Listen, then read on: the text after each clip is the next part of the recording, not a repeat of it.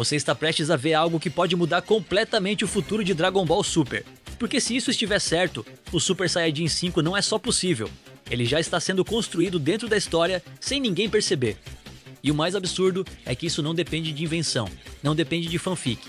Tudo o que você precisa para entender essa transformação já foi mostrado oficialmente. Mas antes de continuar, já deixa o like, se inscreve no canal e principalmente hype esse vídeo, porque se essa teoria fizer sentido para você, ela precisa chegar em mais gente. Agora presta atenção nisso, porque tudo começa com algo que muita gente ignorou. Em Dragon Ball Daima, a gente viu o retorno de uma transformação que parecia ter sido esquecida, o Super Saiyajin 4.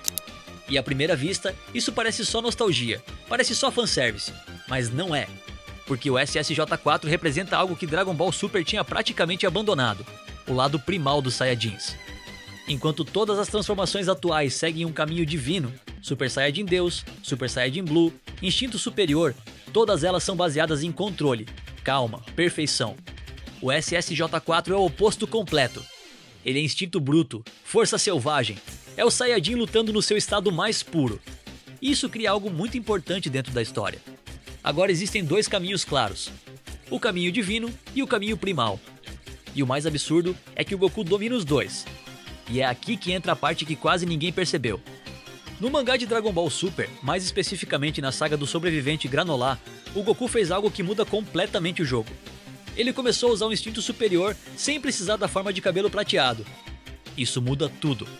Porque isso prova que o instinto superior não é uma transformação, é uma técnica. A forma de cabelo prateado é só uma reação do corpo, tentando acompanhar aquele nível absurdo de poder.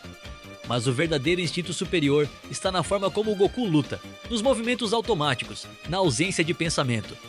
E quando ele aprende a usar isso na base, quando ele começa a aplicar isso em outras formas, ele quebra uma das regras mais antigas de Dragon Ball. A regra de que cada poder precisa de uma transformação específica. Agora pensa comigo. Se o instinto superior pode ser usado em qualquer forma, e o SSJ4 é uma forma baseada completamente em instinto, o que acontece quando você junta os dois? De um lado você tem o instinto selvagem dos Saiyajins, do outro, o instinto perfeito dos deuses. Isso não é só uma combinação, isso é uma evolução. Porque o SSJ4 já aumenta o poder físico de forma absurda, já trabalha com reflexos mais agressivos, já coloca o corpo do Goku em um estado mais primitivo. Agora, adiciona um instinto superior nisso. Você teria um corpo selvagem, lutando com precisão divina. Força bruta com movimentos perfeitos. Caos com controle absoluto. E isso é exatamente o tipo de conceito que definiria o Super Saiyajin 5. Não como uma simples transformação mais forte, mas como a fusão de dois caminhos completamente opostos. E isso explica até o visual clássico do SSJ5.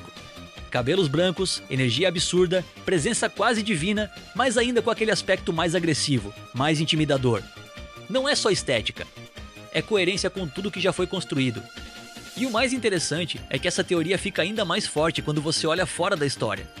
O atual mangaka de Dragon Ball Super, Toyotaro, foi um dos responsáveis por popularizar o Super Saiyajin 5 na época de Dragon Ball Super. Ou seja, essa ideia já passou pela cabeça dele antes. E agora, ele está no controle da obra. Você realmente acha que isso é coincidência?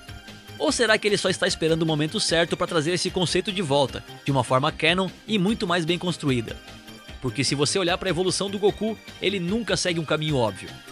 Ele sempre quebra padrões, sempre encontra uma nova forma de evoluir. E agora, pela primeira vez, ele tem dois caminhos completamente diferentes. O divino e o primal. E talvez o próximo passo não seja escolher um deles, mas sim, unir os dois. Criar algo que nunca existiu antes. Algo que nem os deuses dominam. Algo que só um Saiyajin como o Goku conseguiria alcançar. E talvez o Super Saiyajin 5 seja exatamente isso.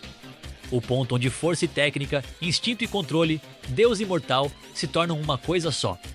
Então agora eu quero saber, você acha que o SSJ5 pode realmente aparecer em Dragon Ball Super? Ou isso tudo ainda é só uma teoria boa demais para ser ignorada?